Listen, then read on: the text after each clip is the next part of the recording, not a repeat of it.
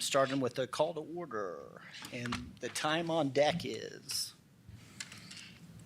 10 a.m. All righty. Okay. Do a roll call? Yes, I'll go ahead and do the roll call. Let me make sure I press the correct button here. Well, it looks like the PowerPoint's not working. Somebody in IT come out. It might be the wrong remote. So roll call, I'll just go through it real quick. Mr. Mike Fan. Here. Jonathan Rocha. Here. Nicole Kennedy. Here. Randy Goodman. Here. Arnold Urias. Here. Anthony Teeters. Here. Luther Cracksbury. Here. Okay.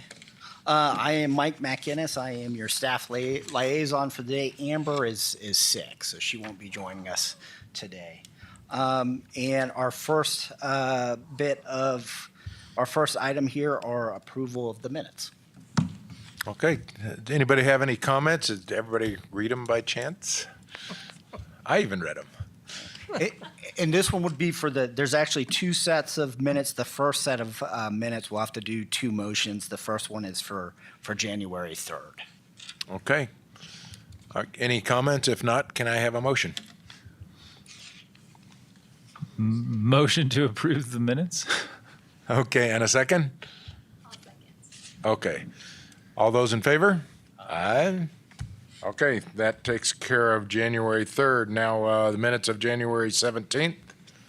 May I have a motion? Motion to approve the minutes of January 17th? And a second? Pick on Nicole motion. I'll second that. Okay, John, thanks. All those in favor? Aye. All right. On to item C. Okay. So item C is we do have some developers here from the local community, and they're with the Pronghorn Group. And what we're going to do is bring them up to the table, Mr. Ben Snyder and Travis Hess, and have an open discussion. So did make a quick PowerPoint here, again, with some discussion topics. Mr. Snyder, Mr. Hess, as you go ahead and come take a seat, a brief introduction and maybe some background, and then we'll jump right into the open discussion. Yeah, perfect. Thank you. I was just going to yell, Mike. As you'll speak, please. Great. Thanks for having us. Appreciate it. Yeah. Thank you for coming. So one of the things I've actually met with a few of you guys on a more personal and private level on what we're doing. You know, Pronghorn Group. A lot of you guys know Pronghorn Ranch. A lot of you guys know Ben Snyder. Has been a master development company for quite some time. Over the last 2 years, we've been heavily focused on the workforce and attainable housing project. You can call it affordable. You can call it whatever you want. They're changing day by day. Workforce. So the reason why we go with workforce is whenever people hear affordable is people think automatically Section 8 and HUD housing. In this, we're trying to be a community builder where we can provide attainable housing for our workforce. That's just kind of how we piece it all together. So for the last 2 years, we've been focused heavily on that. It is not an easy process. It is not a cheap process, but it is something that we all need to circle up together and have a common ground and solution towards. We have the very first project a lot of you guys are aware of was the Teacher Ridge in Chino Valley. That project from raw dirt to completion took 134 days. We did it all and worked closely with the district to get the funds allocated properly, have them billed properly, and then obviously did all the construction. In that process, obviously we learned a lot. We've gone down the modular route, we've gone down the manufactured route, and we still can't find a value proposition that beats site built. So in that process, we had to figure out, okay, how can we improve what we're doing, both on the horizontal and vertical side, to keep the cost as low as possible without getting away from quality of life. And so in this direction, we're looking at two different routes. We're looking at the rental and we're looking at the ownership. So figure our whole mission is to create stepping stones to home ownership for not just our community, but the rest of the United States as well. So the goal is to actually expand, through not just in Arizona, but in other states. On the rental side, it's providing low enough rents where people can actually create a savings for them.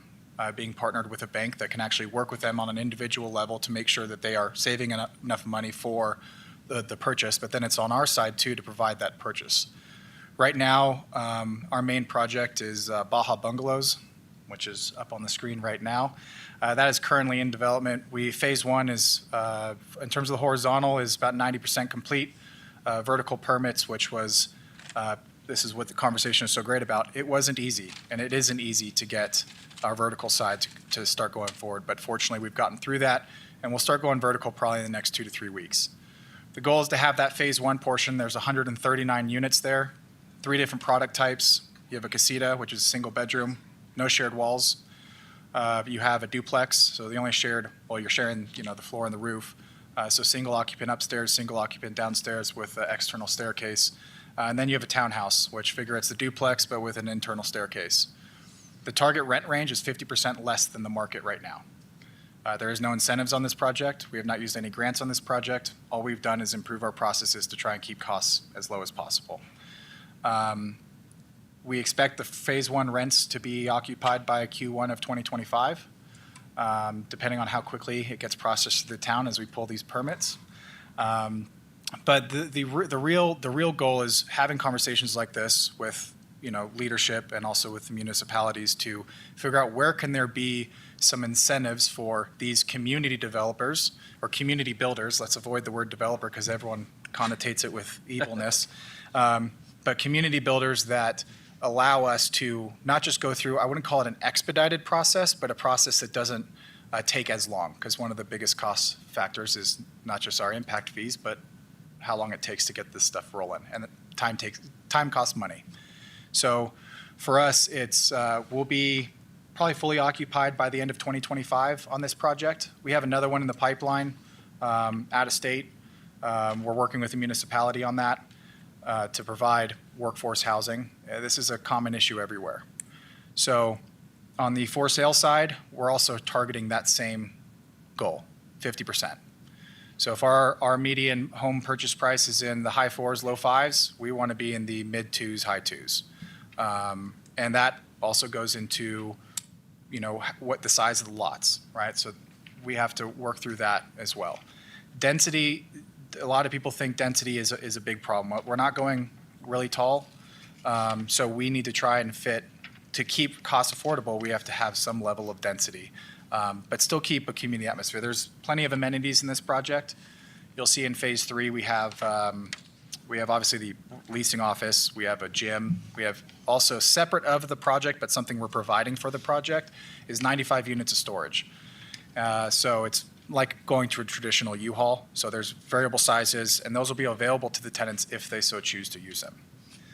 Now, one of the things that keeps coming up when people start looking at, there was a tiny home movement that you guys are all aware of in 2008. Everyone thought people were going to go small. They didn't. They went bigger because they had the ability to go bigger because houses were cheap because they were short selling or foreclosing. Right now, that's not the case. And so we have to kind of reshift the notion or reshift the mindset of big versus small. What is it exactly that the community needs that the community can afford? And so in these units are small. They're not 1,000 square feet. They're the same units that are out in Chino Valley. So they're 356 livable square feet. But they're well thought out. When people move in there, they're a lot bigger. They feel bigger than what they traditionally are or what they're actually built as. So one of the things when we were going through this process was understanding what is the feedback we're going to get from the teachers. Those units were fully occupied, well, except for one. It was an ADA unit within the first week, filled with teachers. On that project, they are subsidized, so they're about $500. The district is subsidizing them. It's not us. We aren't the owners of that project. But they also I got a call this week, they pulled a teacher, a professor from either it was U of A or ASU, was able to pull her out of the college and come work for the Chino Valley Unified School District because housing was provided. And so this isn't even just impacting just the teachers, it's impacting our police officers, our firemen, our nurses, our general workforce on that we go to on our restaurants. It's everything. So the biggest part is how can we, as a builder, how can we collaborate on getting this stuff done? So in the future, what Pronghorn is doing, we are not just improving our processes, but creating IP and patents on how we go vertical. I think We have been doing things as builders very similar. We haven't changed much. There's been really crazy ideas of unfoldable homes and other crazy things, but for us, it's this works, but how can we make it better? So right now, we have roughly 12 patents that are being filed on how we do our vertical processes to keep costs down. But then also the biggest costs are coming from our municipalities and how we best work with them. So that's a real quick spiel. Yeah. Let's go back to buy for a second. Have you given any thought to the second, third, fourth, and fifth buyer of that property controlling the price? So that's actually a great question. So you guys actually had a presenter on your first meeting with Northern Arizona Housing. Yep. So they actually they keep prices as low. There's a cap of what you can do in terms of resell on the house once they leave. Obviously, they have a match bonus. They have a match on their down payment, and then anything over that, they work it through on their system. So that is something we're working through to figure out on how that would work, so that we're not pricing out the next homeowner. So that is something we're looking into. But who would control that? That's also something we're looking into. Yeah, it's a great question, and it's something that we have to solve. One way that, I'll just jump in, one way that you can control that on one of our many financial assistance solutions, because we're looking at every solution possible. We just got into this about 3 years ago, starting with Freeport-McMoRan, and here we are. It's just like a calling. It feels like this is just something we're supposed to do, and this is the time for us to concentrate on it. So we certainly appreciate you all doing a noble thing here, because this is a big crisis and it's difficult. People who are in the business have a hard time, making sense of it. So one of on our organizational chart, expanded divisions is called our financial incentives. We were calling it something else, but we wanted a broad enough term that would cover anything and everything you could think of. Grants, public, private, tax credits. So one example of how you might control, back to the question, how you might control those rents going forward is if we do a tax credit program. There's 9% and 4% tax credits. We've been looking at those. We have an expert on our team, and we will be doing tax credit programs. That's a whole lane. That is state enforced, and it's controlled. The whole project's controlled start to finish by the state, really.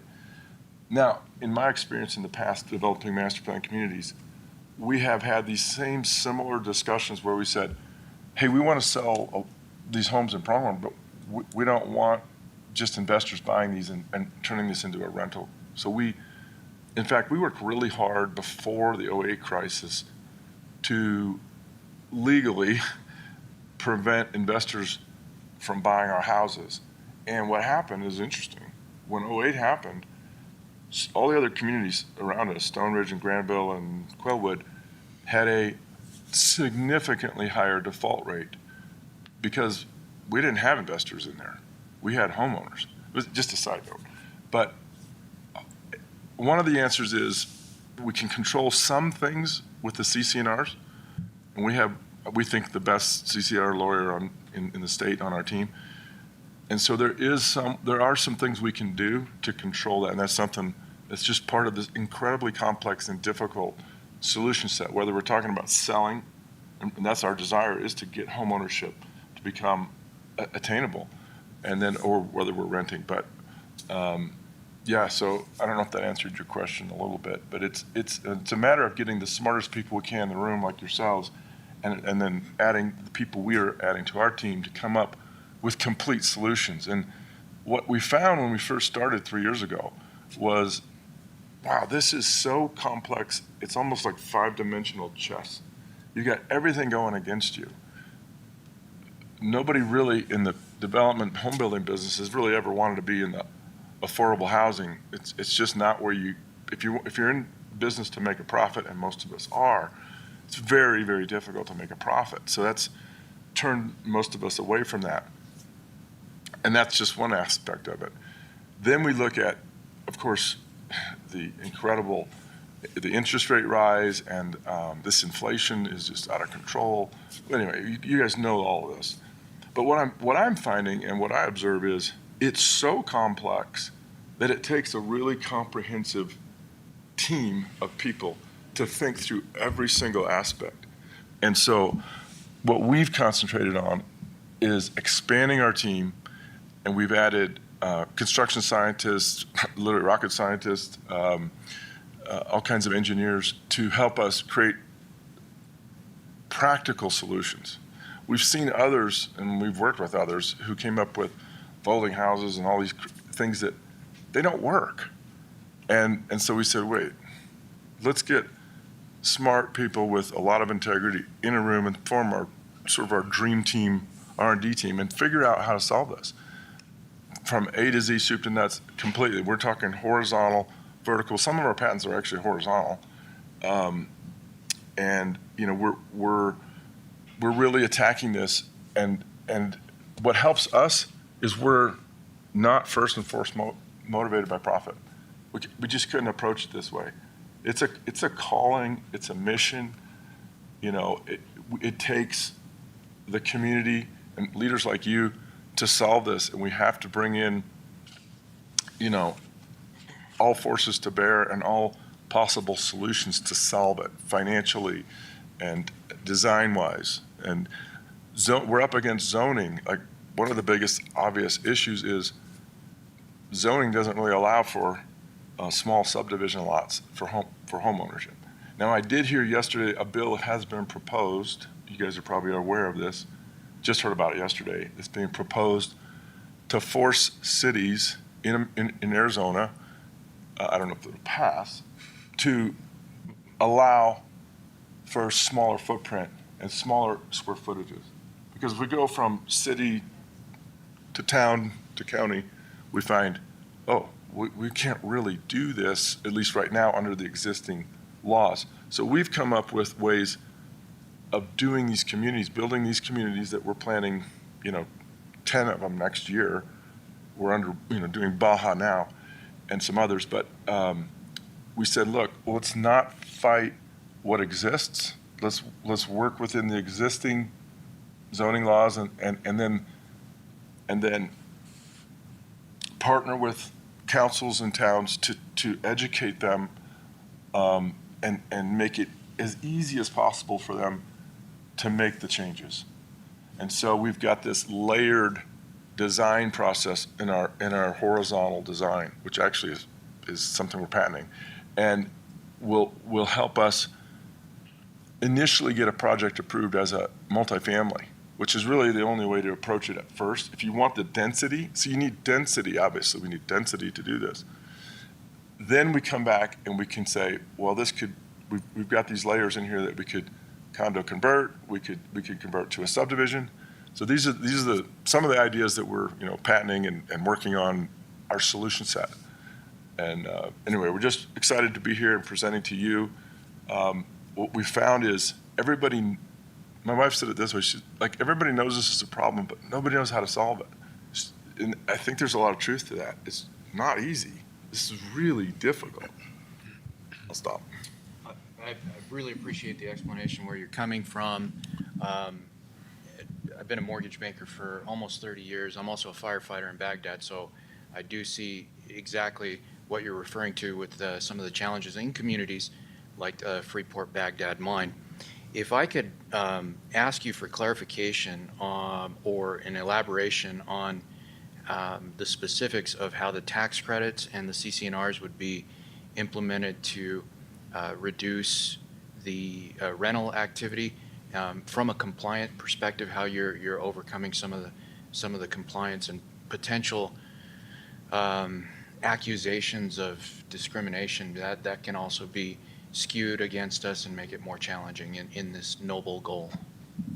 Yes, absolutely. So on the tax credit side, that has a robust body of law and ordinances, as well as just business experience that's already the table set for that. There's a precedence on how we can control those rents and not discriminate and meet those needs in the tax credit programs. But those are where we're using the Arizona Department of Housing tax credit programs, the 9%, which is issued once a year and it's highly competitive. The more common 4%, We've considered using the 4% on Baja. It's not out of the question yet. As you evaluate all these things, everything affects everything else, so you have to think about it. But on the controlling the rents in a community, let's say where we're not using the Arizona Department of Housing laws to control that, we're working with our lawyers to figure out how we can legally control that with our CCNRs, which takes some creativity because we can't violate other laws, yet we want to control these rents and we want to manage that. So I guess the best answer I can give you right now is it's a work in progress with the attorneys and we're aimed at a lot of the CCNRs. CCNRs, though, are constantly under barrage and changes. I mean, I don't know if you've heard of the Callaway case that came down in February. It literally changed. Luther's had a crash course on it lately. He's on the board of Pronghorn with me. He has been for 10 or 15 years. But the Callaway case said, suddenly homeowners associations, which are governed and created by CCNRs, cannot make any changes. And any changes they ever made before are invalid. It was the most crazy ruling. This was a case law it's called Callaway, from a judge. And judges have decided in our country to legislate, which is crazy. So I think that's going to get unwound because it's crazy. But it makes it very tricky to self-regulate.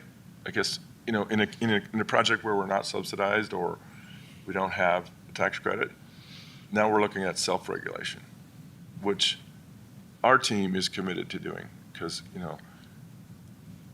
we are mission-oriented and it's not profit first. I know everyone else probably would be, but we're not. We're here to solve this problem and do it right and do it well.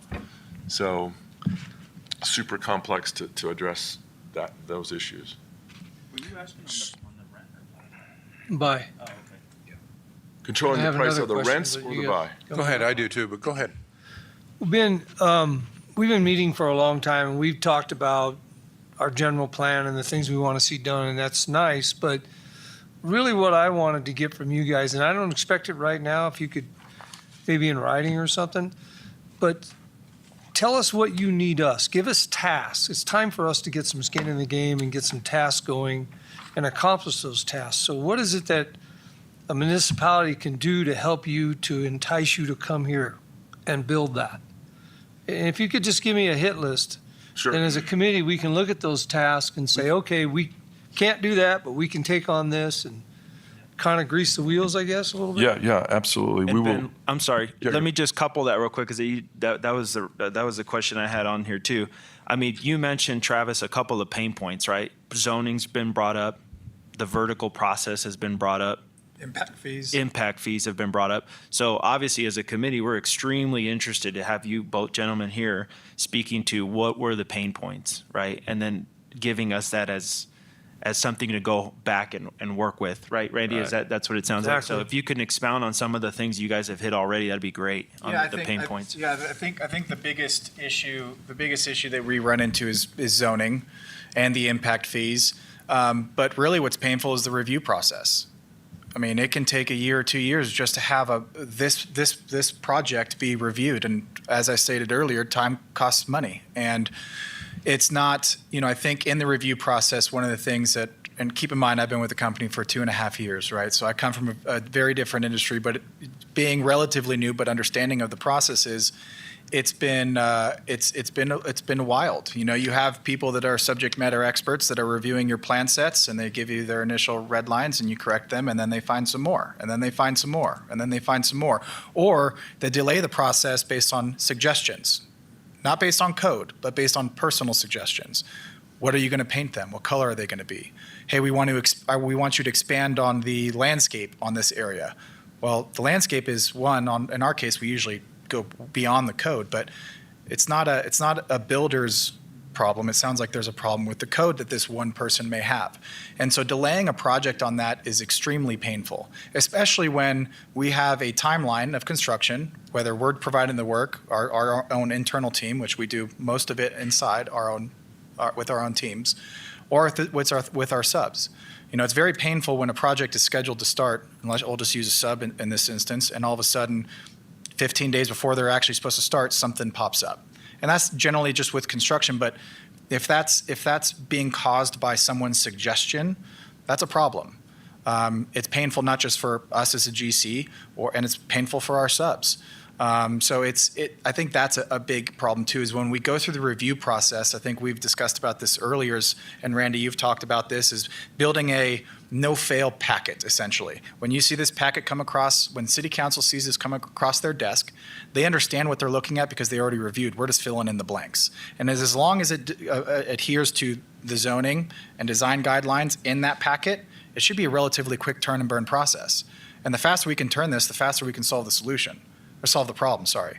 And those are the three main big ones, is making sure, and part of the problem is, and it's not their fault, it's retention of employees at the city and in our municipalities. It's either not having enough staff to review the process, having people wearing multiple hats where they may not be SMEs in the process of reviewing plans, and because there's no housing, right? So it's extremely complicated. So those are the main ones, is zoning, suggestion varies, and then impact fees.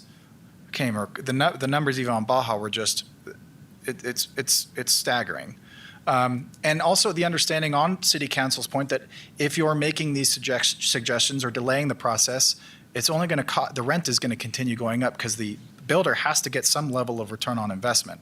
And so if you're delaying it, you're delaying the return on investment. And if you're delaying it, you're increasing the end users' rents or purchase prices. So I think with Baja, our projected rents are starting around $900 a month. And peak with the townhouse, we're looking around $1,400, $1,500. But once again, projections. We're doing another market analysis right now. So, Randy, we will get you. I know you and I have talked about it in the past. I think in the process, it is very complex. And so what we want to provide to you guys to look over and work with you guys on is something that is actually palatable and something that people can get behind, because that's the biggest hurdle too, is the council members actually getting behind it. Sure. Okay, cool. Thanks Yeah. for answering that. Yeah. Ben, you and your master plan communities, I know you've been a builder on some of them, right? And my understanding is you can get these like model plans, essentially. Say you're building out like 7 to 8 models in a community. Can you go to the town of Prescott Valley or whatnot and say, hey, these are the 8 models? Go through review now. So when we come to you over the counter, we're just popping these. Is that correct?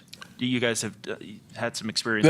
That's how master plan communities develop for sure. Okay. The reason that we can't do a plan in a can on these products is they're too small. They're below the minimum square footage of 850, say in Prescott Valley, and they're not on lots that are small enough to make it work. Which is why.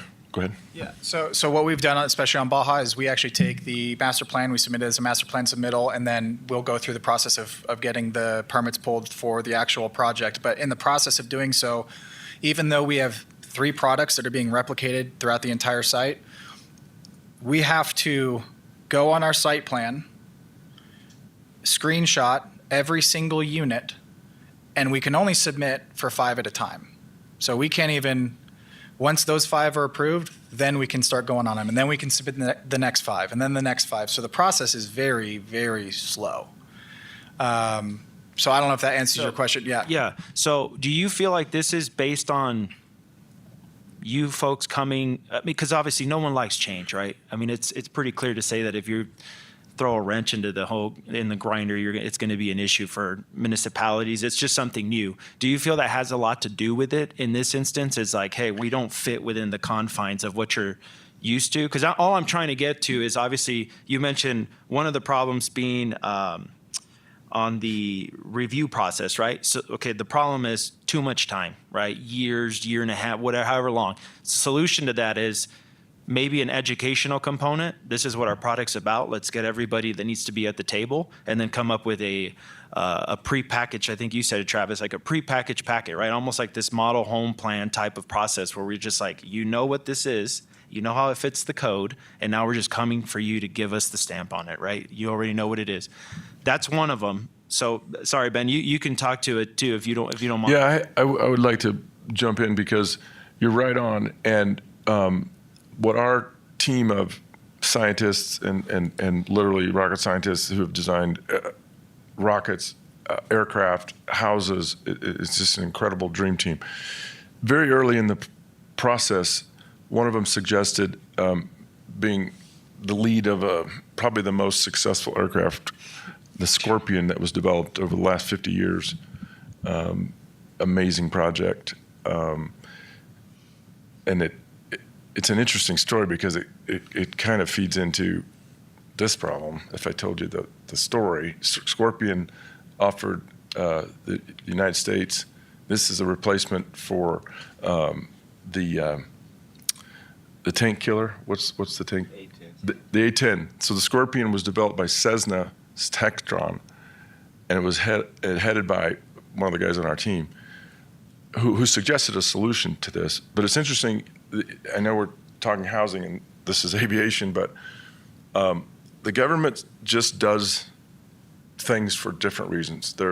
A lot of it's lobbying. A lot of it's, we know how government works.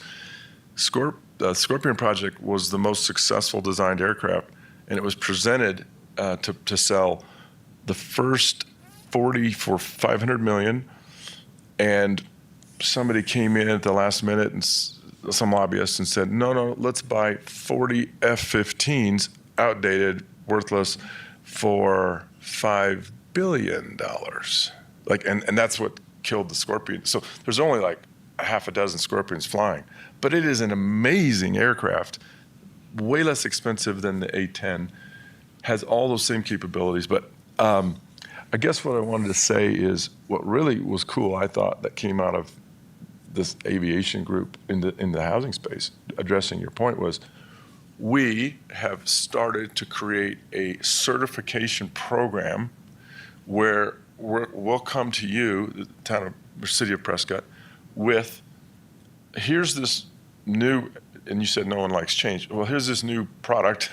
It's different, and we know that's painful to look at. So we're going to come in and educate, like you said, and we're going to help by offering a certified third party who can, we'll even, if you need us, if your budget's short, we'll even pay for the third party certification. They do this in aviation because the FAA is just shorthanded. When a new aircraft's being developed, they just don't have the staff to come in and approve it. So these companies like Textron will hire their certification experts. Well, they'll train them to be third-party independent, but can go to the town, in this case, the towns and the cities, and help get these changes approved much faster. Gotcha. Just one idea. That answers it. Thank you. To dovetail on what John's talking about a little bit further, we answer to the council answers to the citizens, right? Chain of command kind of a deal. So we've talked about how we're going to go out in the public and sell some of these ideas. Have you guys started that process? Do you have stuff that you could help us with? And are you reaching out to the community? Because in the end, that's really who you got to convince. Council responds to citizens. Yeah, we are. So we're in the process of hiring another marketing firm that can assist us in having more reach to it. But right now, a lot of it's word of mouth. A lot of it is people going by the Chino Valley Project and taking a look at it for themselves. A lot of people have seen also the news on it. And that is one of the biggest hurdles, is the messaging, is having people understand, one, in some cases on the for rent side, these are a little small. Some of them won't be. We're going to start offering variable sizes with the same common goal of reducing rent. So we do have material that we can share with you that assisted us with the Chino Valley Project, that is assisting us with the Baja Project. We're currently revising our website. The interest level for Baja is the town of Prescott Valley is getting calls every single day asking when they're going to be for rent. they're all, if we took all the calls, every single one of those units are already, they could be accounted for. Now we're not going to do that. But one of the things of gauging the interest in what the community is saying, what they're looking for, what they're willing to spend, the amount of square foot that they feel like they need to live in is going to be on our website, so people can actually log in and we can have a track record of points of contacts to understand, okay, what is the community really asking for? And in Chino was the interesting case because there were people who were against it. Even though they knew the end user was the teachers, they still were against it. But now they're saying a different tune. So how do we get in front of that on the next projects, more specifically on Prescott, is how can we get the community wrapped around the idea of the positive note where it's actually creating an impact, a positive impact into the community? And that's a challenging one, which is I do okay with marketing, but there are some experts that we have brought into to help us with that messaging and sharing it with our community. So, Just to segue onto that, when we got Baja approved for this project with this great density, we rallied the teachers, the policemen, the people, and they came in and talked to the council and said, we need this, please approve it. Now, there were naysayers too, there always are, but we really overwhelmed, they overwhelmed, Can you guys share real quick what that time frame has been so far? Interestingly enough, I was like grabbing gas and then dropped my truck off for detailing and stuff, and I walked over to Baja, and of course the guys are like, "What are you doing?" And I was like, "I'm looking around. What's your problem?" I'm gonna pop. I'll talk to them like, about that. The superintendent. I was like, "Was it a public road? What's the problem?" So there's a structure there already, which I'm assuming you were permitted to put in there for folks to go see what it's going to look like and whatnot. What's the time frame bit, which looked great, by the way, unit? In fact, I was like, that's a modular unit, right? He's like, no. I was like, wow. And so it's very efficient, right? It looks like it's very efficient, very thought out. But what's the time frame been on that project? Can you guys share since conception or since engineers starts, maybe submitting the pre-app or something with the town to approvals? What's that look like? Yeah, so the Baja project is unique. So it's not going to be, rebuilding Baja is not going to be the process that we went through with Baja. So Baja, but you guys can see it. It was originally supposed to be a 3-story walkout apartment, 156 units. And we were just about to get started when this workforce housing started getting on the list. And Ben and Robin, as owners, made the executive decision we want to attack this. Now, in the process, we reduced density. We went down from maybe 154, but in the 150s, and now it's 139. So we reduced density because we actually genuinely want to help support the community that we're with. So ever since we did the minor revision, it's been a year and a half, 2 years almost. And part of that was, I think for about 5 months of it was the suggestion side of things, of going through what exactly is there, what's the actual code, and educating even just the people who are reviewing our plans, what they're looking at.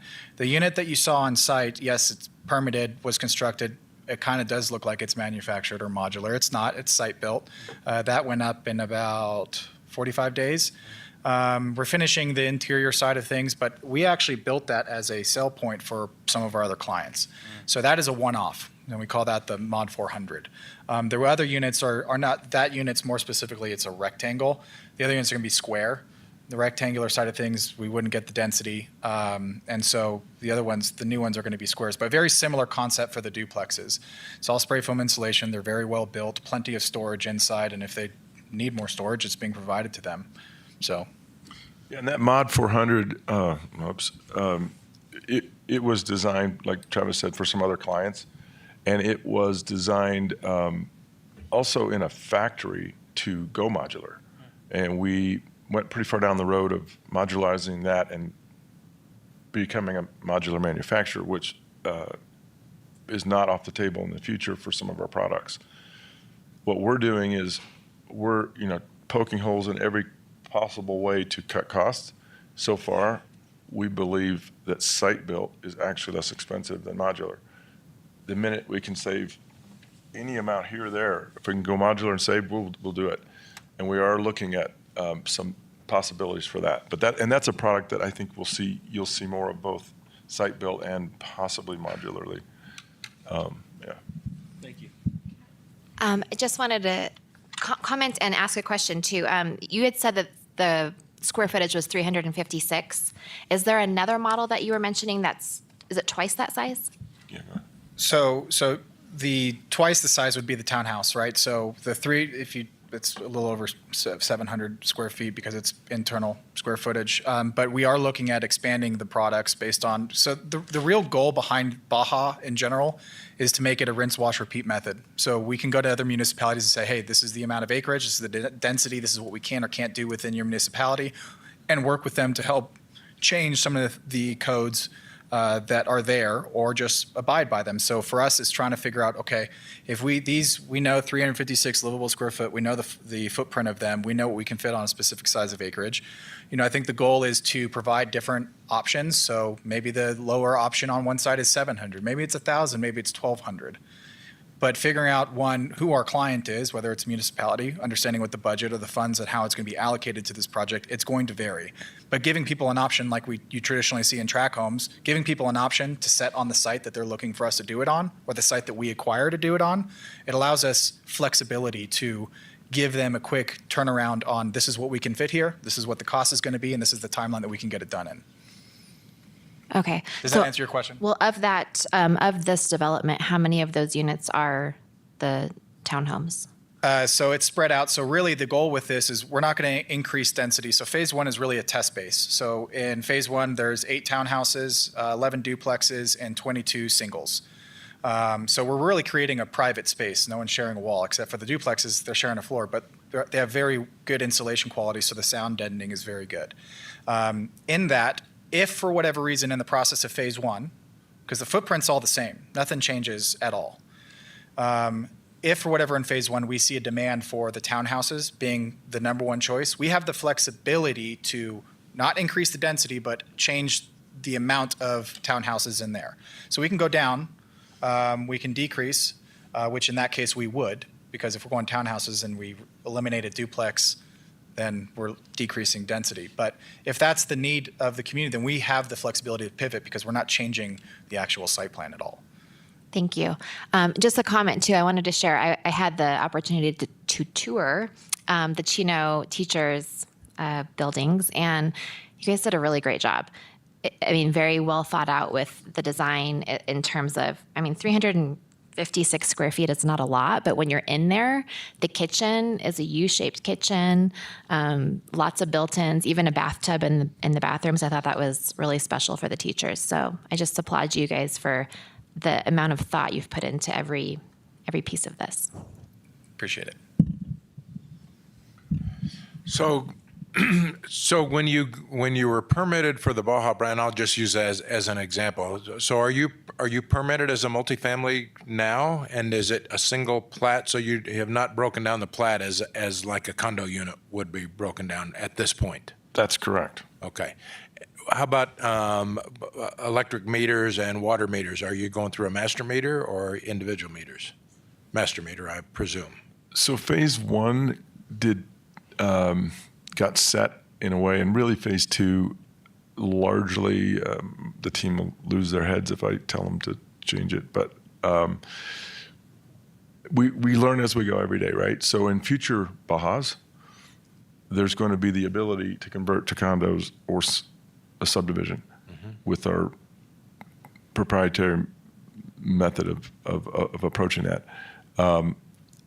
In Baja, we didn't have that developed just yet, so the horizontal layout doesn't. It's individual meters for the homes, but there's master water. Yeah, so there's some difficulties converting it the way we plan to in the future. Mm-hmm. And I would say to Nicole's last point, that we have a 550 square foot 2-bedroom. We have a number of other products that are coming on in the new developments. Yeah. So I'm going to probably state the obvious here. So at this point, you guys are a for-profit organization, and really what's driving this is size. That's how you are. I was going to say, what's the motivation for offering something well below market? That's well below in size than the market. So you're still at market rates. You're just getting to a point that's affordability by the product you're providing.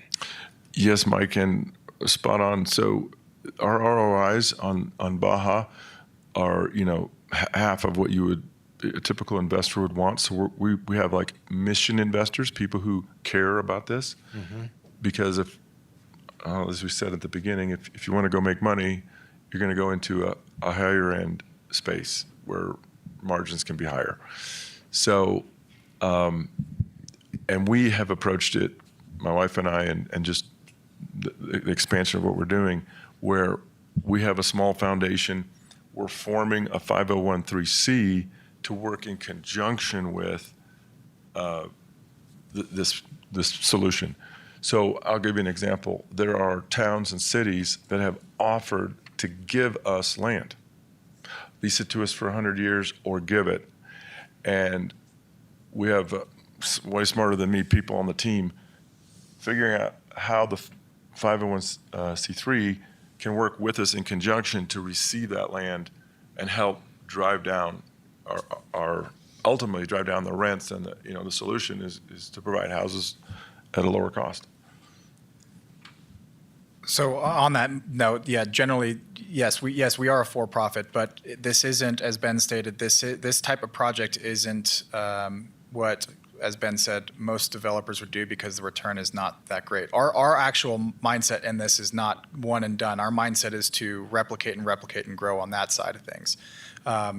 And for the investor side, it's very crucial to get people on board that understand this is a long-term goal. This is not a short-term where people are going to be in for 3 years and then they get their money and they get out. This is a group effort to make this happen because this project traditionally, it wouldn't just take 5 to 7 years to come back. This is 10, 15, 20 years just to get an investment back. And the mindset of even on the for-profit that they shouldn't be making any money. Well, we do have to recoup our costs one way or another, right? So that's just inevitably going to happen. But on the nonprofit side and setting that up that gives us the flexibility to then go after certain grants that allow us to keep the cost down. Because cost of goods aren't really changing much. The cost of labor isn't changing much. Interest rate isn't changing much. So we have to find another way to decrease these rents. So. Hi, I'm Connie Cantelmi. I'm sorry I was late this morning. I didn't get to hear your intro. I think I've read about this model. Do you guys have a track record in other municipalities other than the one you have that you've got going up in Prescott Valley? So Chino is really the first one. We started in the workforce housing space for Freeport-McMoRan, and we just expanded for that. So in terms of track record, Chino really is the first one. Baja is going to be the second one. Chinos, they're just a little bit different. The product's generally the same. And the difference is we don't own the Chino. That's owned by the district. And they utilized a grant to pay for that, which is the same grant that Prescott did for their teacherage, which is about $1.5 million. Well, what I read, and I just wanted to see if you were following this model, as you start to build these, as the owner of the property, won't you be you'll have to keep a certain amount of units as renters? And then you'll sell some as the time, because the profit margin is there from what I read. It's just a long haul. You don't get it immediately. You're going to hold it for a while. And then you're right. I think a lot of the profit is made up by some of the tax incentives that you'll get, some of the breaks. So at the end of the day, it'll be good for you, but it's just a much longer hold. Then also, are you marketing these as mini homes? I missed that part. No, we're not marketing them as mini homes or tiny homes or anything like that. I think one of the biggest challenges, and I think I spoke to it earlier, I don't know if you were here, is changing the mindset. I think a lot of us Americans think success is based on the size of house we have or the type of car we drive, and it's not exactly what we need. It's just something we want. Yeah. And so the want is kind of going out of the picture, and the need of, hey, what can I afford? What is comfortable for me as an individual, my wife and I, or significant other and I, or my family? Like, what is exactly that we need? And in that process, it's also one of the innovations is creating communities that don't rely on, your city water or septic or anything like that. These can be fully off the grid and stand alone by themselves to help decrease the cost. So, well, I know you mentioned something earlier that you were finding that people didn't want small. Is that what you said? No, I wouldn't say that it's not about want. It's just it's new, right? New scares people. So when they actually go and visit the models and see for it themselves, they're their thought process on it entirely changes because it showcases exactly what they need. Plenty of storage, has a big enough kitchen, has plenty of space for a bedroom, a living room. They have a full bath, and so vaulted ceilings. So we tried to create a space that makes it feel a lot larger than. Sure, the I numbers have say, seen right? some that have been laid out very, very well in a small amount. I was just confused because every study I've met is, and I have kids your age, that tiny home, mini home thing is so popular now, reducing the carbon footprint and all that other stuff, which was contrary to my, bigger was better. But if you think you're saying that you would not have success if you marketed those as tiny homes? I mean, the tiny home definition, and Chelsea, you can maybe correct me, I thought it was 300 to 750 square feet. So you don't think you'd have a better success attracting your age group to something if it was marketed that way? I'm just curious. Well, it's a great question, Connie, and the marketing team is really looking at how we're going to present this. So far, we've stayed away from tiny home and kind of under the impression over the last decade that a tiny home is about 200 square feet and less. I mean, there's actually Oh, okay. 100, 150 square foot Sure. little units. They call them tiny homes, and then these are small homes. We could call them. Yeah. I think small homes might work Yeah. better for us from a marketing standpoint. But you raised some great questions. Now, we can't, as we were talking earlier, we have to start with a multifamily product because Sure. zoning laws just don't allow for this kind of subdivision yet. Maybe if that bill passes, you'll have, the ability the mandate to do it, right? I don't know if that'll happen, but it sounds like it's a bill going forward would be worth. Has anybody here heard about that yet? Yeah, I did actually read about that, and we've had some situations with the ROC where, and I brought this up in the past, these are all great concepts, by the way. I think it's great because I think, we not only have the workforce issue, but we here in our community, we have a really heavy retirement community that is in the same boat. They need affordable. They're living on Social Security. It's the competition thing. And then, and I'm going to finish that thought in just a second, but with your CC&Rs, are you going to also be controlling the other big draw are the vacation rentals? So I know the way the CC&Rs have been able to get around that is prohibiting any stay for less than 30 days. And so far that's been defensible in court. It has. We put that in place in Pronghorn, and a friend of mine developed Vacay AZ, which I think is now the largest vacation business in Arizona. Yeah. But they do high-end homes, and Pat was just telling me that if somebody wants to fight us on the 30-day, we'll lose.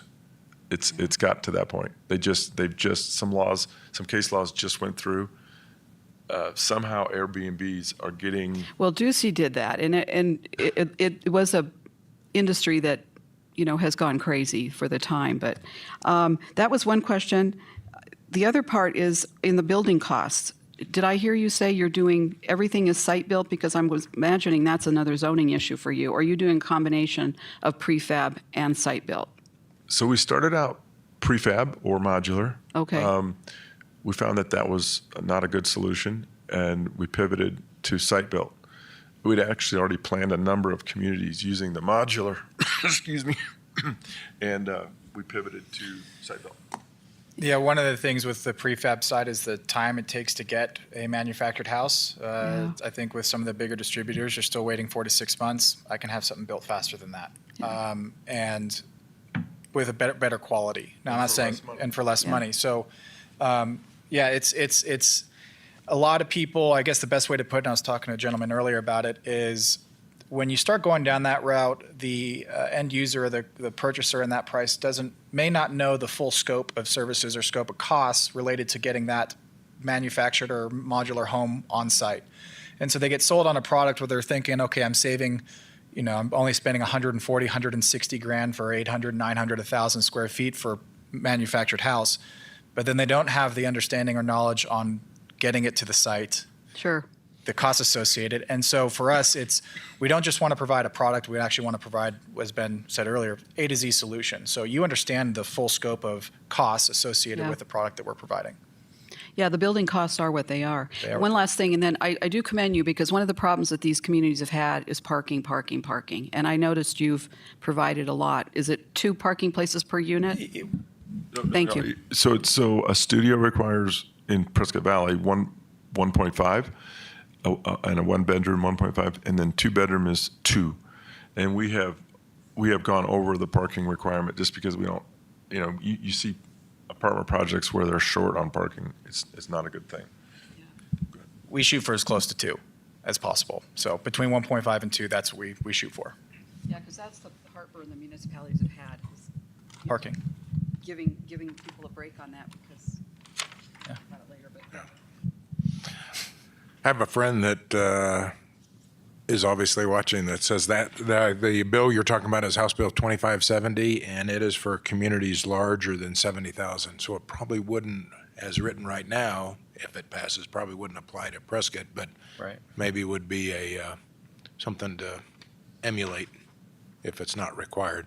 And I know one of the challenges has been also, I mean, a condo unit, when you start talking about individual water meters, individual sewer service, and water impact fees, sewer impact fees, if you condo it out, it starts, I mean, you pretty much shoot yourself in the foot right off the bat. So you really do need some help from the municipality in special instances to make it happen. I'm going to ask everybody to start wrapping. We've been an hour on this, and we've got other work to do. So any more questions, comments, anything you guys want to add? Nothing on our end. If you guys have any other further questions, obviously you guys we're happy to have the conversation and keep telling the story and come up with, common ground solution to this. So I think following up on Randy is if you guys could put your heads together and say, if it's going to be actionable, here's what we need, and help us help you on finding something that's actionable. Because the one thing that we're all anxious to get is start putting some of our work that we spent on this commission into play. Have you got a site we can start studying? Is that something we could do? We do not right now. We've talked about actually talked about some city-owned property, and we've had discussions with current landowners, developers, but we do not have a site identified, a specific site. But we have been talking about doing that, identifying, to save the time and. Yeah, think- maybe. Oh, go ahead. Well, I think it was just really just stuff we would need from you, just the actionable items on timing, zoning, and fees, really. Because that's something that we can implement. Otherwise, we can talk about all the aspirational things, but something implementable that we can give to city and say, timing, zoning, and fees, if we can hit these things and make that a streamlined process, workforce housing's attainable. That's what I heard. But Well, and I think real quick, just to couple that idea is if education's huge, right? Like we've talked about that at every meeting. Like there's one thing to have one developer, one builder, one community builder coming in forward and saying, we have an idea, it's complex, it's excruciating, you guys are grinding it out every day, and then now you just go and hand it off and you're just like, work with us. Most of the often than not, that doesn't work, right? It's almost the investment is really taking the time to sit down with everyone and having everybody understand why it's needed, why do we care about it, how is it going to work, all these things. So I would say if you could give us those actionable items, maybe one thing in there is the educational aspect. It seems like your team's already formulating some sort of this is the way we're going to approach our product out of state. I'm sure this project that you have out of state is the same thing you're going to run into is, wow, this is new, and new means 2 years of time, right? So if you can help us with that, that would be huge, because really you're the guinea pigs coming forward to say, look, these guys care enough about having a process of how to educate. Now it's a model for us, right? Now as a workforce housing committee, we can use it for other community builders to say, when you come to the table, we need the educational piece. Okay, you kind of need to be invested enough to show us that you're going to come teach everybody how to do it, right? So that would be great if you could do that for us, please. Just real quick, anything that you email, any sort of actionable items or feedback for the committee, please send it to me and I'll disseminate it to the whole committee. sounds good. So you talked about the one unit as a one-off, and you have the teacherage units that's complete, and it sounds like the Baja units will start going vertical, how quick? Next 2 to 3 weeks. So we were waiting on the town on that aspect to get the permits to pull.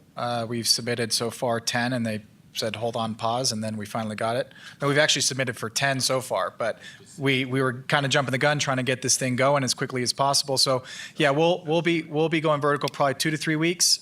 We've started finishing some of the horizontal on phase 1, and now we're in phase 2 doing some of the underground. So what I was leading to with that question is the Baja, is the existing one-off unit something you can give us a tour? Oh, 100%. Or- Yeah, absolutely. We've been giving tours left and right to a lot of people. So we encourage people to come out and take a look at it, because that model, though it's not being replicated on that site, it may be elsewhere. And you'll get the gist of the layout and how good it feels, what the size feels like. So So Mike, maybe a field trip? Absolutely. Cool. We'll be in touch for sure. love field trips. And I don't have to go anywhere. My office is right there. So You'll it's great. provide a picnic lunch, right? Oh, yeah, 100%. Yeah, come on a Thursday, actually, because the place next to us is the best chicken you'll ever have. Okay, good. So, yeah, Mike, absolutely. This is kind of a comment more for us, I'm speaking to all of us now, is I'm really impressed with what I heard. When we started as a committee, we weren't sure we were going to resource information or how we were going to invent and help and all that sort of thing. I'd really like to be able to rely on these guys. I mean, they've got an incredible team that we don't have. And I see a partnership between private and public. They got a lot of resources, and I'd really like to stay in touch with them when thoughts comes to us and things that we want to try to do. We might want to reach out to these guys if they're willing. We feel the same way. Hey, this is hometown for us. This is where we're starting, and you're first in our mind is priority, and we know and love all of you, actually, or many of you. We're here, and Okay. Yeah. Okay, Let's start with a tour. Cool. Sign Yeah. me up. agreed. Thanks, guys. Great. Thank you, guys. Appreciate it. All right, thank you so very much.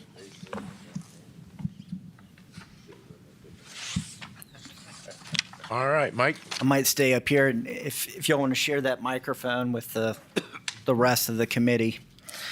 Okay, we're on item C. So we're dealing with recommendations to council.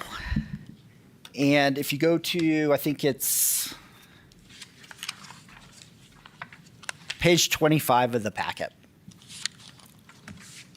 is the document that we discussed at the study session that we've made updates to. And this one is still, it shows the corrections that we made. So you'll see, nothing too major.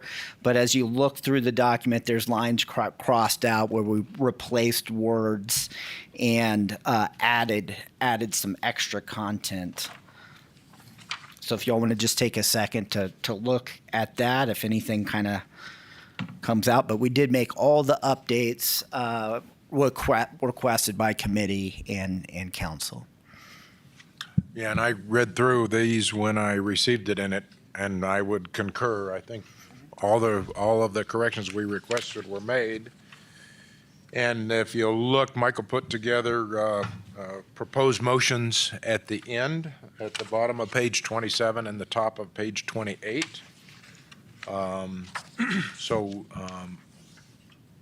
I would entertain discussions on any one of those proposed motions, or if we want to walk through, if we are good with what has been presented, and we want to include all 5 motions, we'll walk through each one and vote on each one to get this thing moving to council. Keep in mind, these are all our I was recommendations. going to say, we've hashed this Council. out already. Right. So- Right. So So the council's going to do what the council's going to do. But from my standpoint, I want to get going. Yeah. Let's get moving. right. Okay.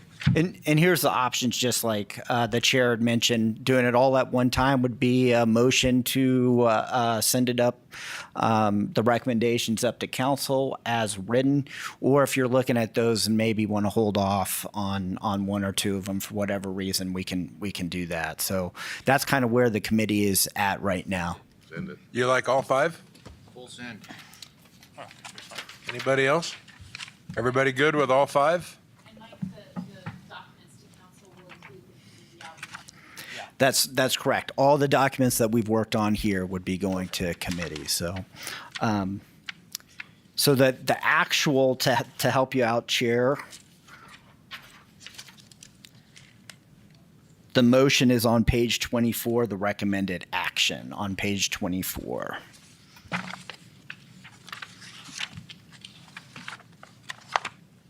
Okay.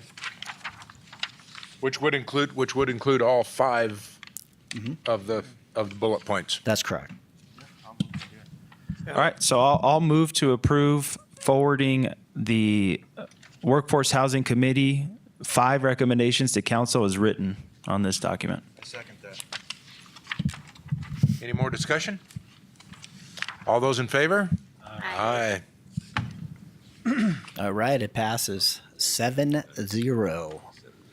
Okay, the next thing, this is just quick discussion. We can put it on the March 26th. That's the next council session, so it's as quickly as possible, or wait till April 9th.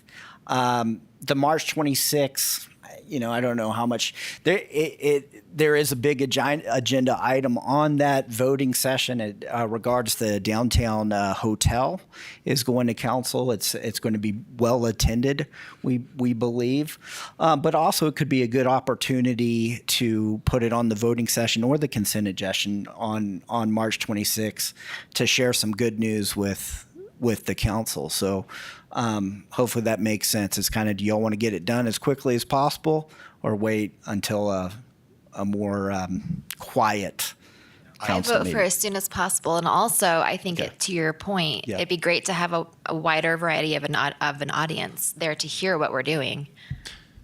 Yeah, educate them on workforce housing. Absolutely.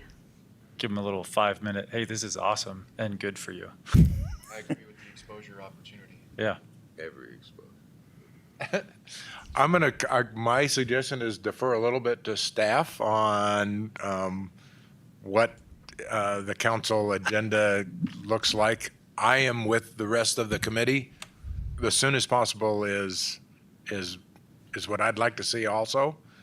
But I also don't want to be buried in a council meeting that is already very, very full, and all of a sudden we don't get proper consideration.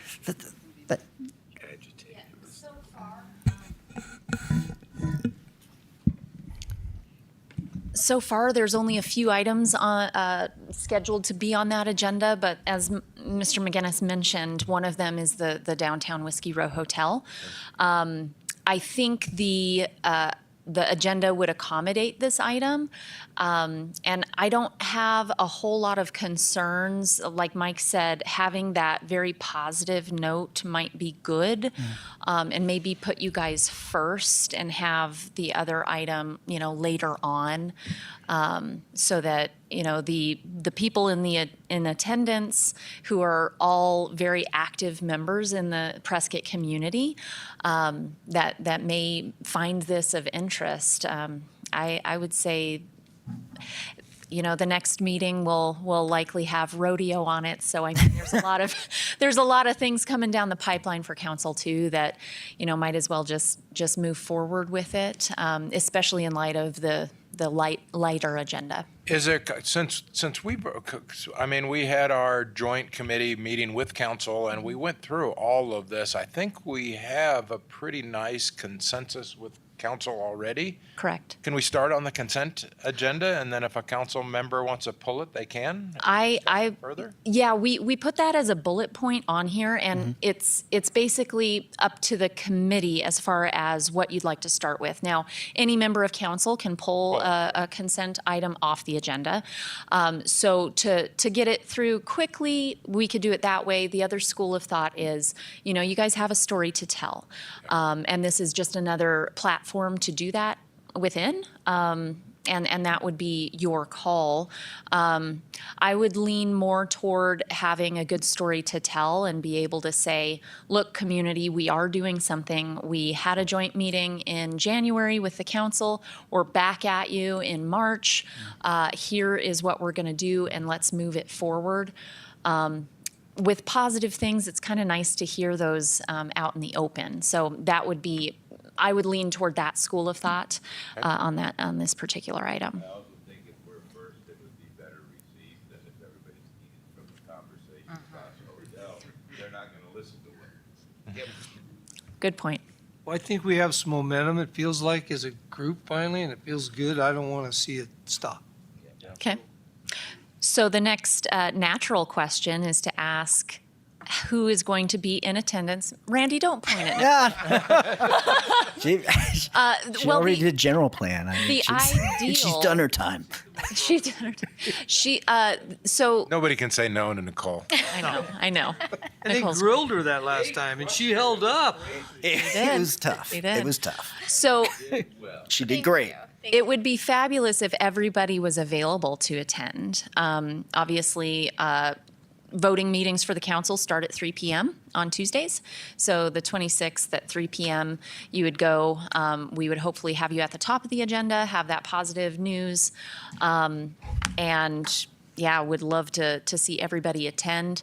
I know that Mike and Amber are well-versed and can do the presentation, just very introductory level, but it would be great to have a couple members of the committee at the podium that can say, this is what we're about, this is what we're doing. Like Randy said, keep the momentum going.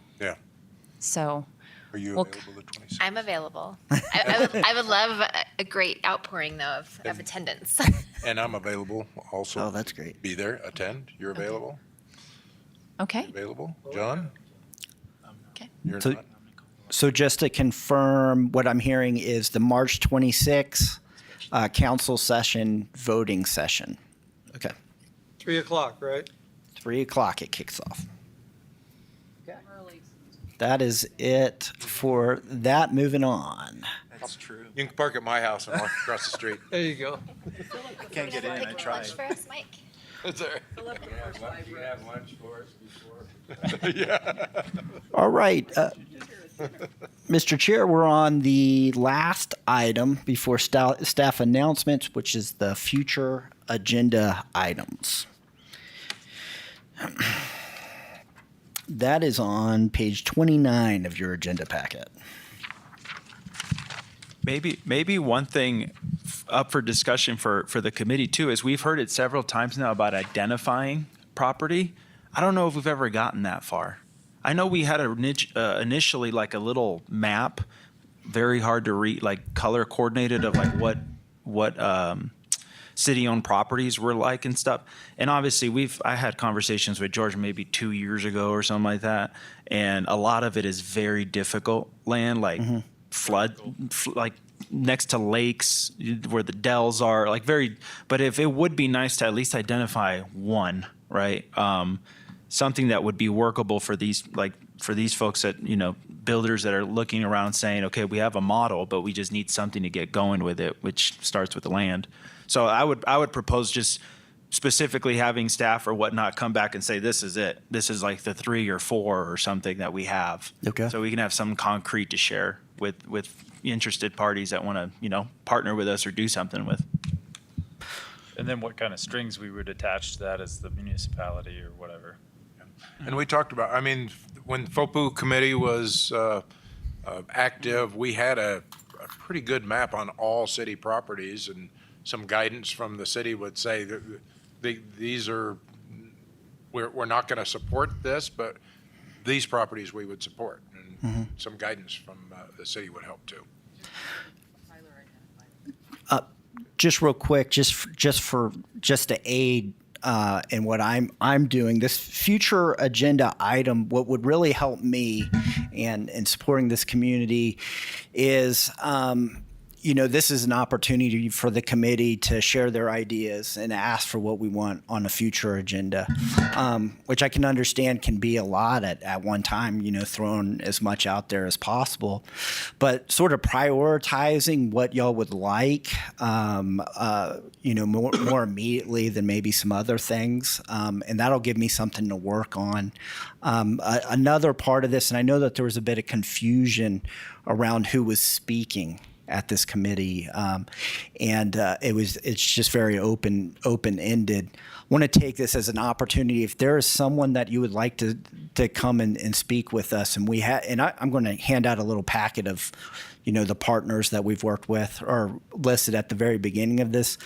If there's someone you would like for me to go out and outreach, connect with, and schedule, this is the opportunity to do it. So everybody's on the same page. You're telling me exactly what you want, and then I go out and I do it. Does that make sense? When would this meeting take place? The next one. What's our next workforce? So our next workforce housing.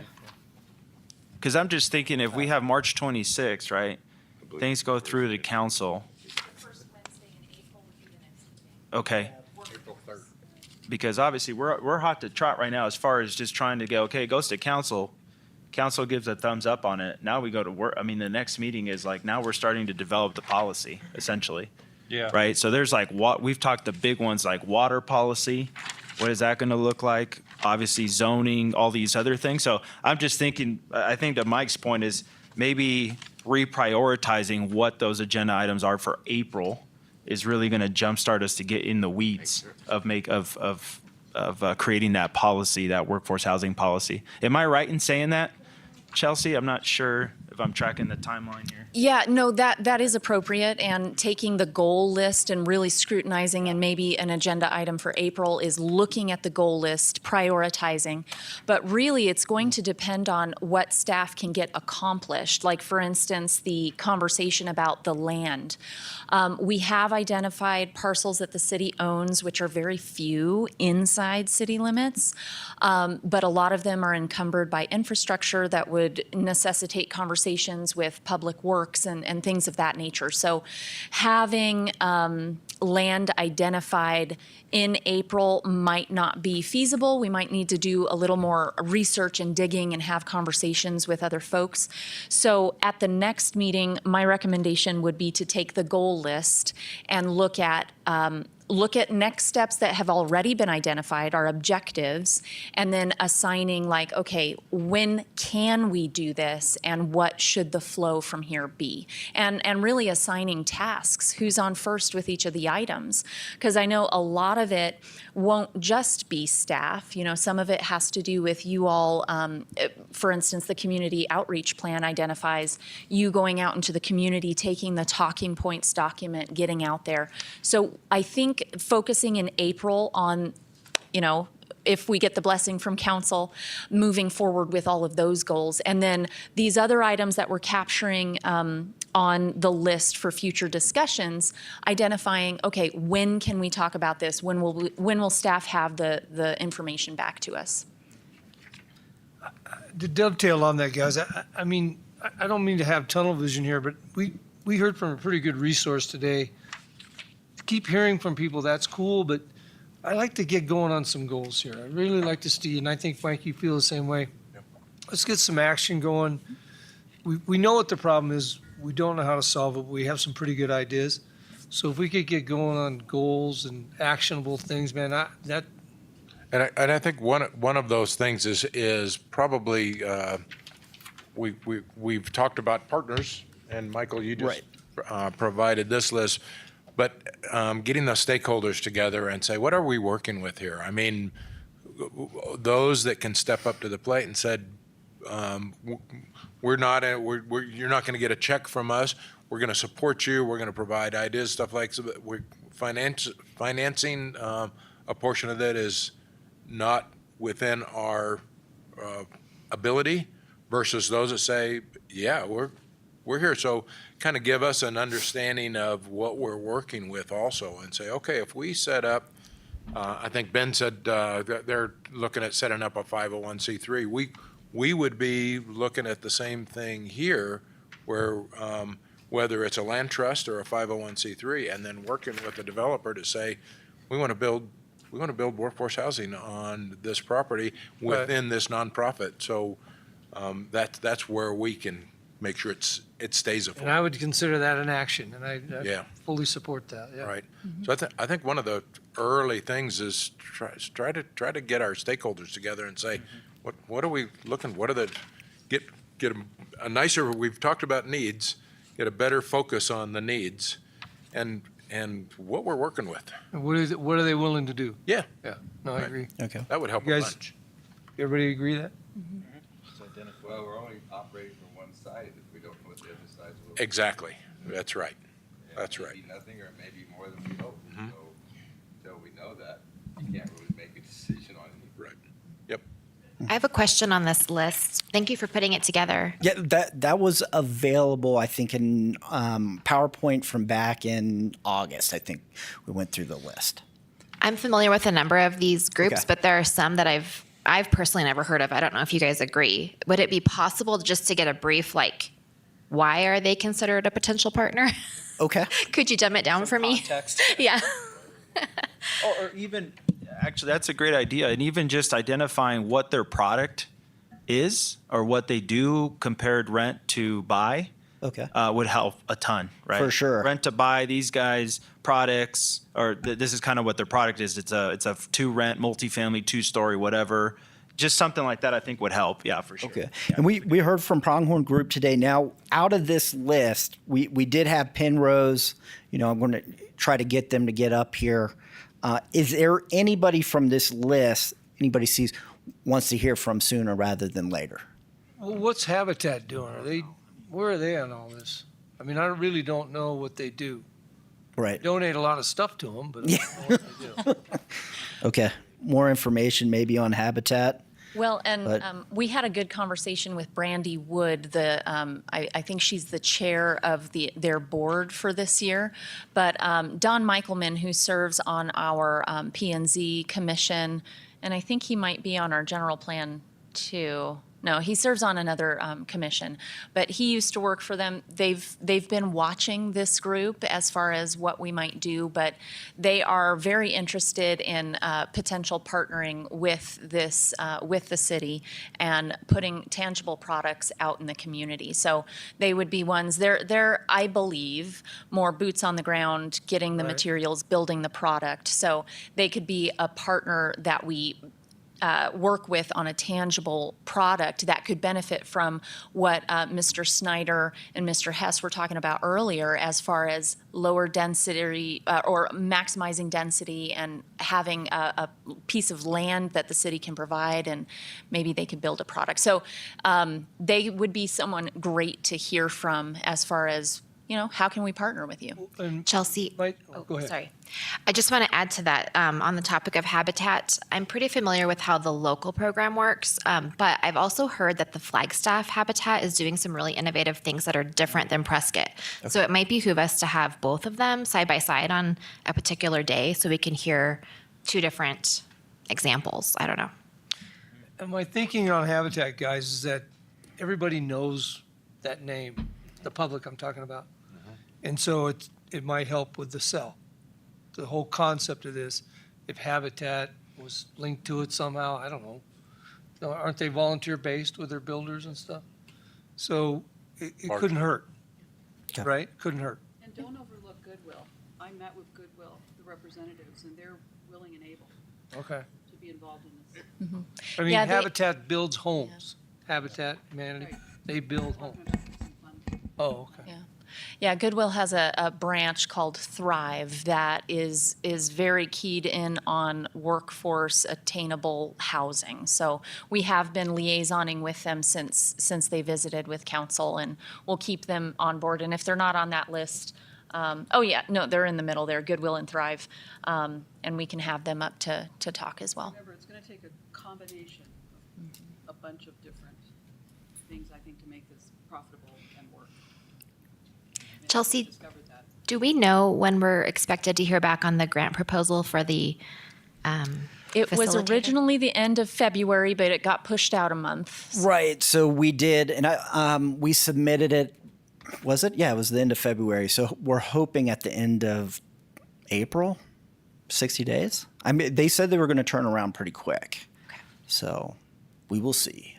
Just for the group, going back to this partner list, if I remember correctly, in the August meeting, there was some discussion about the lack of response from the community members that would have a vested interest. That On the survey. Yes, yes. So my point to this is that at the next meeting, future business, I think it's worthy of a conversation that if there's a lot of action items that are predicated on the bandwidth that the staff has the capacity to implement and roll out. So with that being said, I think an action item for the next meeting would be the discussion of potentially dividing some of these tasks amongst the committee members to reach out to the community, because again, we're talking about exposure, we're talking about education, we're talking about outreach to the community, and then, that's dovetailed in with the limited resources that we have staffing at the city. I would say that's a really good point. From some of the, Flagstaff is a completely different community than we are, and it's a lot bigger. One of the reasons why they've been successful in getting some stuff through council is the grassroots momentum. People from the community that see how important this is come into meetings and really sharing, let's get something done. And that can happen at any time, and it can't happen from me and it can't happen from anybody on staff. That is something that we can't play in that playground, I guess. Well, and this committee you are the champions of this issue in the community. 100%. And it's definitely your role to make those connections and really bring it home for your contacts. I would go so far as to say that your role really should be turning over those stones. And as far as the survey responses, it's really easy to ignore emails. But when Arnold Urias is calling on your phone and making a personal connection, people are going to listen more. I mean, you guys have your spheres of influence, and then as we turn over these stones and make more connections, the circles will get bigger. So, but absolutely, those personal contacts are very important, and people tend to listen to those more than just staff sending out an email requesting information. You can't do that until they approve the plan. Correct. We do want council's blessing, but Thanks, Chelsea. but all of the work that the committee has been doing on gathering good contacts, like Randy having Pronghorn in today, that was a good thing, and that came from him putting it out there several months ago. So you're always welcome to make connections, and then we'll formally go out using the communication plan once council approves it. So just real quick, so what I'm hearing from what I'm going to do on my end, outreach, still going to work on getting Penrose up here to talk with us. Habitat for Humanity, gather some more information and see if I can get them on the docket as well as with Goodwill and Thrive. Another person that I'm working with that I think would be great is the housing program manager with Flagstaff. Her name's Sarah Dar. She is been doing this for 20 years, is an expert. She's, went to a conference back last year and she was one of the speakers. Fantastic. She knows what she's talking about. All those questions about like housing authorities and stuff like that. She has great input. She knows exactly, how it works and how it's not supposed to work. So I'm really trying to get her maybe in the next couple of months to speak as well. I think she'll be a good one. Yeah, and one thing I was thinking we would also try to put on the next agenda is just something that all of us, staff, subcontractors, contractors, people who are in the community, part of the community, and interfacing with city and staff, just looking at different stuff that can, it goes with goal 7 of what can actually happen to make this process move faster. Like timing, zoning, and fees. Timing, we put a 300-page supplemental document together for the city to review for our vertical house that nobody in the field looks at. And I understand why it's put together, but the subs know what they're doing, and maybe they look at it once and then, move on from there. But those are little things like, what are things that we can remove from the process to push forward that make time move faster. The local community subcontractors that are out there doing things. What did, in our day-to-day lives and in the city, when you're running through plans or you're running through a new development, what are things that you're like, that's really silly, we shouldn't have them do that? We're putting in 2 water meter boxes because the turnoff valve has to be in the second water meter box, and it all used to be in 1. Now we're putting in 2, and it's, an extra $300. I get it, it's not that much, but it's the process of now we have to have 2. We have to, it's just adding to the things. What are some things that we can take out of these processes to move them faster and keep all the community that we're working with, like the Pronghorn Group and just all the different subs? How can we rally everybody together that can create community buy-in as well as speed and up, increase the turnaround? So what I'm hearing is an agenda item for a future agenda of let's talk about streamlining the review process. More or less, yeah. Okay. And Like that. Okay. and including the community around us, that way everybody's involved in that process and has buy-in in the workforce housing ideas. Yeah, I think it's a combination of process and code. Yeah. We should have a discussion. I would be remiss if I'm going to go to the city and say, we want to waive impact fees or permit fees and stuff like this, unless there's some assurance that Sure. the recipient is going to be the ultimate recipient, and that's our workforce, is going to be the beneficiary of that. Yeah, So tie, we should tie be talking strings about to that. it. Yeah, make sure there's incentives for them to fulfill on that and penalties if they don't. Right. Well, Yeah. I think if we're going to have that discussion, George Worley needs to be here 100%. for that. Yeah, that's his world. And it's not that I'm trying to get rid of like the 300-page packet. I'm just trying to get rid of stuff that you guys think is silly and we think is silly. It's not that it's like, well, let's just scrap the whole thing. Well, let's get rid of the things that we all know are not necessary. Okay. We all know safety is important and we don't want to eliminate it. We just want to make sure. Of course. Yeah, don't go overboard. I do want to remind the group that the plight, if you will, of the city right now is our services. We're woefully behind police and fire stations. A lot of this had to do with the city's inability to charge impact fees. Now, we do have impact fees below ground, and I do get that. But those are, if you're going to come, I don't want you to set yourself up for failure.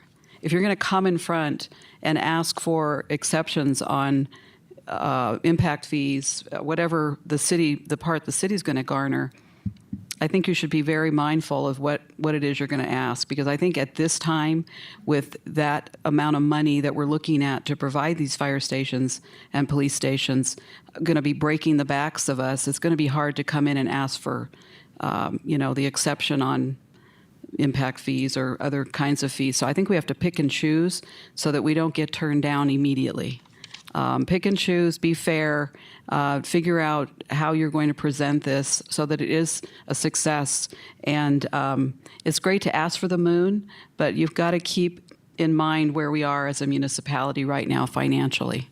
So just be aware of that Certainly. when you go to ask. I think the time plays into that. If the things that you can't really quantify. So if I go in and I say, I'm going to create a community and there's going to be 10 homes in it, and we're going to put, impact fees on there, and they're all $20,000. That's great. But if it takes me 2.5 years to get through that process, and the city can shorten that to a year, I can do 2 of those developments, and the city can make twice as much. I don't care about the impact. You could make the impact fee $1,000 less. The city's going to make twice as much money in the same amount of time if we can get the time through. For sure. The time frame going down helps us in so many different ways. Even if the impact fee is reduced minutely, it doesn't matter. The time is really where. I agree and with you. That would increase the supply of houses. So if I can do twice as many houses in the same amount of time frame, we kill 2 birds with 1 stone. We increase supply, which lowers the price, and the the time frame it takes to absorb that impact fee is lower. So my big thing is time. I think it would be really good for the committee to sit down and have a real honest conversation with Chelsea and George about the timing process for getting the blueprints through. And we might want to consider something that we've talked about in the past, the program in the county called A Home of Your Own, where you've already got several models that are pre-approved. You do have to go pay to have your site plan done, but that would speed up the process. If you had a reoccurring plan that had already been inspected and approved and permitted, I think that's probably the only way out of this. Just because and correct me if I'm wrong, Chelsea, I think the Community Development Department is functioning on a very small amount of people. I mean, we could double and probably use every bit of that. Yeah, we So- definitely haven't been restored to pre-recession employment, even though we've continued to go up in product and permit output. But this is really good discussion, all of which is on the goal list. And I think you hit the nail on the head, having the conversation with the community development leadership as far as George, Ryan, guys that understand the process, understand the codes, and can say, we have flexibility here, to Luther's point. We have flexibility. We don't actually need this, or it can be accomplished in another way. So I think that is a really good thing that at the next meeting, we need to really look at that goal list and say, the Home of Your Own is on there as one of the short-term goals. Let's prioritize this to just look at it. What's it going to do for the community? The other thing is the housing policy. What are the codes that, if a policy is enacted by council, could make exception to? We're not asking codes to necessarily change. We're asking for workforce housing projects to be prioritized. And here is what we mean by that.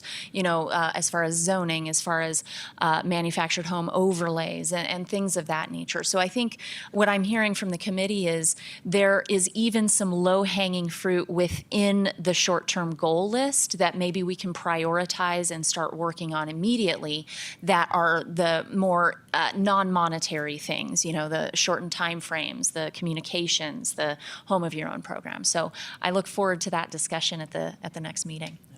One last thing here. Sorry, I know we're getting long-winded, and food for thought here.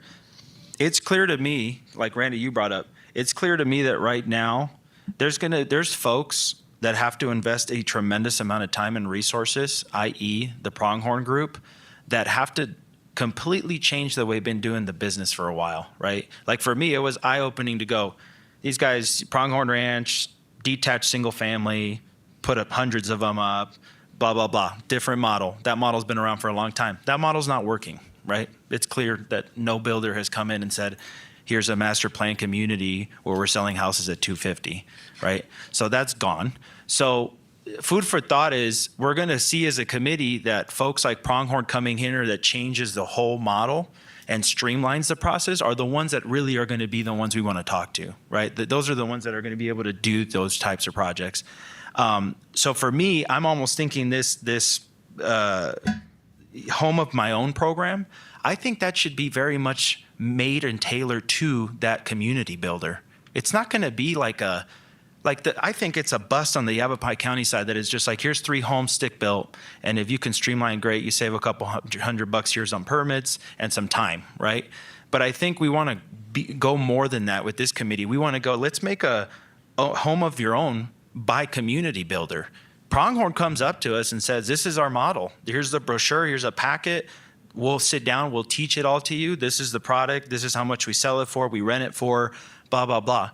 Okay, so now you get an over-the-counter permit on this type of product for this piece of property that you're looking at. Boom. It's detailed enough for that community builder with this product. Now, granted, there's a lot of protections in there that have to take place. Luther, you brought it up, strings attached, right? As a committee, we want to make sure we're not over-promising things, making that process so easy, but we don't have the locking measures at the end to say, well, who's buying these? How are they going to be rented? Which Ben Snyder brought up too, right? It's a complicated process. Like I've always wondered, are deed restrictions the way to go on the sell side? And then my attorneys laugh at me. So They're like, oh, okay, who's going to enforce those, John? Okay, whatever. So I guess the point being that that's my proposal to this committee is that I almost couple that Yavapai County home of my own program, use the first guinea pig like a pronghorn and say, why can't we just tailor something, increase time reviews, make everything as clear as possible with our workforce housing policy, and now a community builder that we know can do it, and then we tailor something like this sort of program for them, right? That'll increase the supply. Yeah. The efficiencies are going to go out the roof because now we're cutting down review process times. And we know it all. It's just going to be the initial investment of teaching everybody, right? Educating everybody. This is what they do. This is why it works. And we've tailored something to work for them as a city, right? John, that's exactly what I was talking about. So it's the opposite of a home of your own. Those are three models that their designer designed.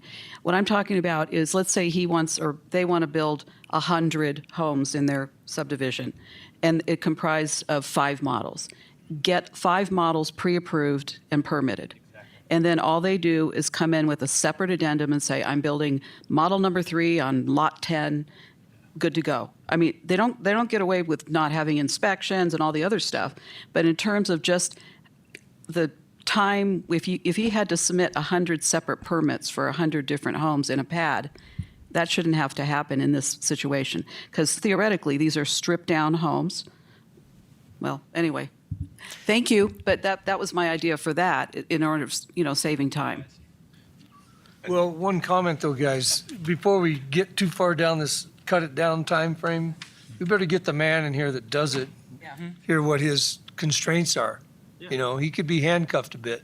Well, Talking about George. We can't help. So we can't help though if we don't know that, right? So Right, a that's what I'm staff saying. person will come in and say, "These are within the confines of which I work in.